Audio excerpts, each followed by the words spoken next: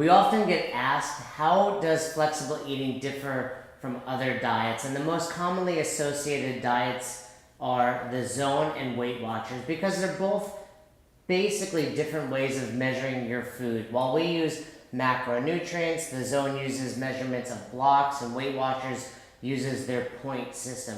Well, a couple big discrepancies right off the top. For one, I believe flexible eating gives you the most food. Oftentimes, Weight Watchers, the Zones, and even other diets that ask you to count calories or even count macronutrients don't give you as much food as we like to. And I'm a big proponent of eating as much as you can while still losing weight, because that's long-term going to be the most beneficial. And in addition to that, flexible eating has a long-term goal. Our goal is to get you more food down the road, whether that's a month in, 3 months in, or even 6 months in.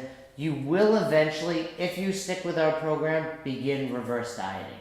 So I've got the whiteboard here, and I just want to give you an example of how flexible eating is different. So with flexible eating, and we'll just abbreviate it FE, you know that you get your protein, your carbs, and your fat. And if we use yesterday's example, it might be something like this: 104 grams of protein, 143 grams of carbs, and 50 grams of fat. Now, in something like the Zone, it would be broken into a block prescription. And a common prescription for the Zone for a woman trying to lose weight to get you about 130 pounds would probably be about 11 to 12 blocks. So let's just go with 11. And what that means is you get 11 blocks of protein, carb, and fat. So if we consider that a block, you're going to get 11 of those, and you would split those up throughout the day, but always eating an entire block, which is protein, carbs, and fat. So one big way to distinguish between flexible eating and the Zone is you have to eat a block with the Zone. So you have to eat protein, carbs, and fat at every meal. And while there's definitely some advantages to that as far as balancing your hormones, your insulin, your glucagon, etc., the downfall to that is it's very hard to eat our fun foods. You cannot save up carbohydrates to have Cinnamon Toast Crunch at the end of the day, because you would have to be having it with your protein and your fat. Where with flexible eating, we look at this as a budget. I don't care how or when or why you're eating any of these macronutrients, so long as at the end of the day, we get within 5 of 0. We get those numbers down, we crush your budget, and you're approaching those zeros by the end of the day. And again, with the Zone, we're eating in that block system. We can sit here and do a ton of math if we wanted to for the Zone.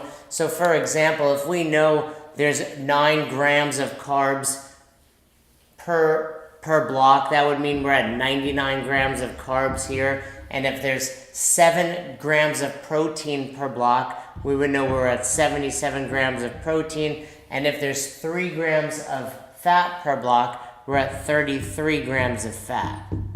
So that's what's in every block: 9 grams of carb, 7 grams of protein, 3 grams of fat. Now, as you can see right away, it's less food. Now, the one other thing that the Zone does differently is it only takes into account the primary macronutrient of that food. For example, if you're going to have breakfast 3 days in a row, and on day number 1 you have eggs, day number 2 you have egg whites, and day number 3 you have bacon, all 3 of those would be considered your protein for that meal.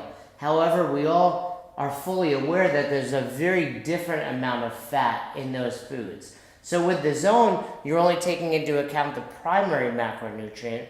With our flexible eating program, your eggs would have been protein and fat. Your egg whites would have been only protein. Your bacon, again, would have been protein and fat. So while at first glance it might look like less food, it's also not as accurate in my opinion, because you're not accounting for every macronutrient that you're eating. The other diet we're just going to compare it to is Weight Watchers, and to be completely honest, I don't have as much experience with Weight Watchers as I do the Zone and Flexible Eating, but Weight Watchers is a point system, and I would say the average amount of points a woman in this category would probably get is about 25 points. Now, different foods have different points allotted to them, and the Weight Watcher system has changed a lot over the years, whether it's adding more food for activity or certain foods are free, etc.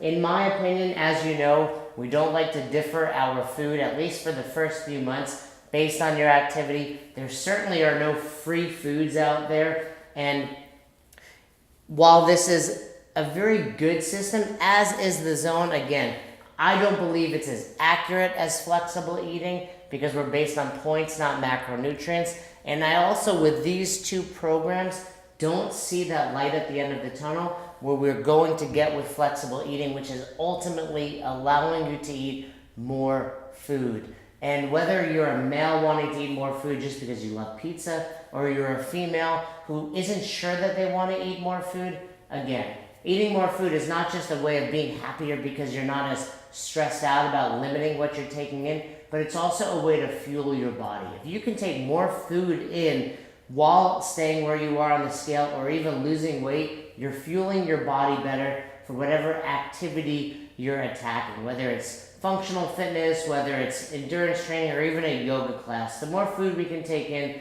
the more success you're ultimately going to have. So again, just a snapshot of comparing flexible eating to the Zone to Weight Watchers. Other great programs. Obviously, we're biased. We believe flexible eating is going to be the best program for you.